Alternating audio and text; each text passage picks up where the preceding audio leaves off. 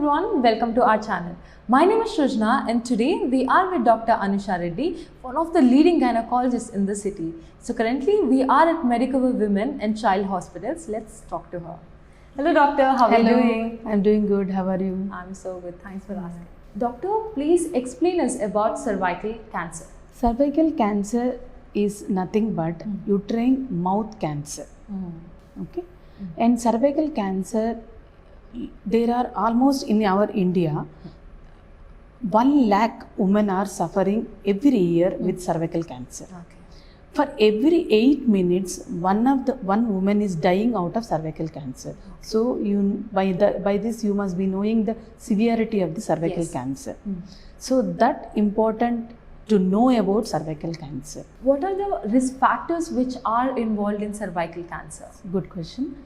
Cervical cancer is usually occurs due to lack of personal hygiene and as well as high risk behavior, that is having multiple sexual partners and due to sexually transmitted diseases, and the woman who gets married very early and have multiple children, more than 6 to 7 children, long-term usage of hormonal contraceptive pills, as well as smoking also one of the risk factor.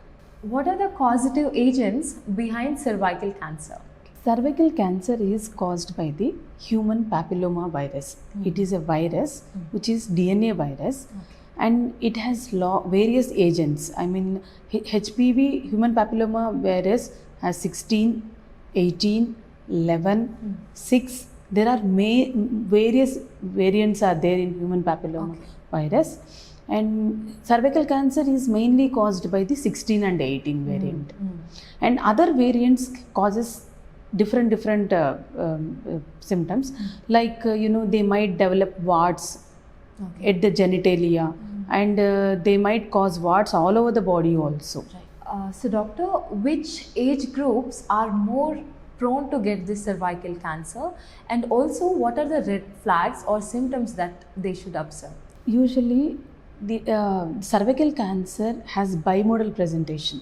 That means they might have, particular woman might have developed cancer at the age of 35 to 45 years, as well as at late age also, that is 50 to 60 years also. That is called bimodal presentation.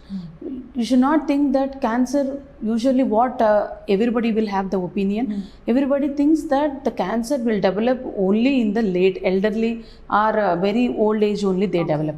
But in case of cervical cancer, they might even develop at middle age group also. So 35 to 45 age group women also are risky or prone for the cervical cancer.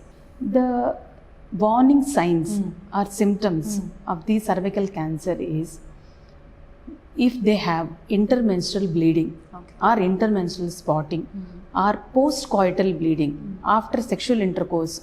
If particular woman, if she has bleeding or spotting, and if there is any foul smelling discharge from the vagina, and if they feel any heaviness in the vagina, and if they have continuous white discharge, foul smelling white discharge also, these are the warning signs of the cervical cancer. So doctor, how to prevent cervical cancer? Okay. Cervical cancer can be prevented by personal hygiene. Particular women, they should keep their private parts.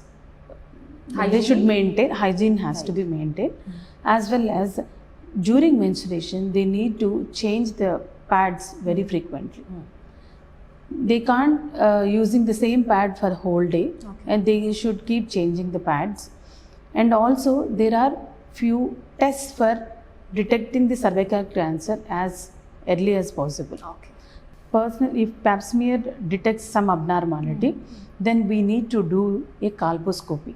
Colposcopy is nothing but magnified. We see the cervix in a magnified view, so that we can see any abnormal areas is there. From there we will take a punch biopsy. So that biopsy will send to for histopathological examination. So that will show is the particular woman is already in advanced stage of cervical cancer or early stage of cervical cancer, will know by that. So what are the treatments which are involved when it comes to cervical cancer? Cervical cancer, if early stage, that as I mentioned, when we do pap smear and if we find out that they are having like early stage of cervical cancers, that is precancerous lesions I am talking about, precancerous lesions like CAN1, CAN2, CAN3. CAN1, CAN1 and CAN2, we can ask them to come for follow-up. Every 6 months we need to repeat this pap smear, and whether they are going into advanced stage or not, we'll find out. If they are CAN3, completed family, then if they can't come for the follow-up, then we'll advise them to go for the simple hysterectomy. That is removal of the uterus.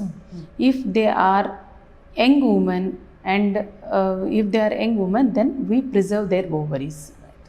And if the cancer, there are many stages. There are early cancers, there are advanced cancers. In early cancers which are operable, those cancers we advise them to go for the radical hysterectomy. That is, we remove the uterus as well as surrounding part. I mean vagina, some part of the vagina also we remove, as well as we do the lymph node dissection. And advanced cancers, we take help of the oncologist. We take help of the oncologist.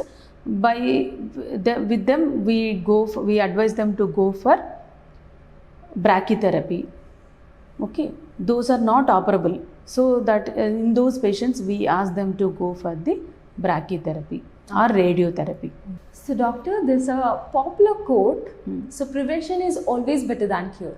Is there any vaccination available in the market so that we can prevent this cervical cancer? Very good question. Cervical cancer can be prevented by human papilloma HPV vaccine. That is human papilloma virus vaccine. So HPV vaccine is available in the market. Those are bivalent vaccine and quadrivalent vaccines. Bivalent vaccines means only it can prevent only 2 viruses in that. That is HPV 16 and 18. And quadrivalent vaccine, it can prevent the other causative organisms also. So we prefer to give quadrivalent vaccine, that is Cervarix. Cervarix can be given, it can be given from 11 to 45 age group women. So 11-year-old girl also can take the vaccine. 11-year-old girl, why we are giving so early means we can prevent the cervical cancers before they get exposed to sexual activity. So it is far better to give as early as possible, so that we can prevent the disease very early. Yes. So it is available in 3 doses, 0 dose and after that after 1 month and after 6 months. 6 months dose we call it as booster dose. So doctor, I have a minimal doubt. So I'm COVID vaccinated and done with the both first shot and second. Can I still go with the vaccination which you have mentioned? Yes, absolutely safe. You can continue. There is no reactions because of that. So you can go ahead with your vaccination. As I mentioned you, it has 3 doses. All the 3 doses has to be taken. Then only the vaccination is completed. Thank you so much, doctor, for your valuable time in explaining about cervical cancer. Thank you so much. And viewers, thank you so much for watching this video.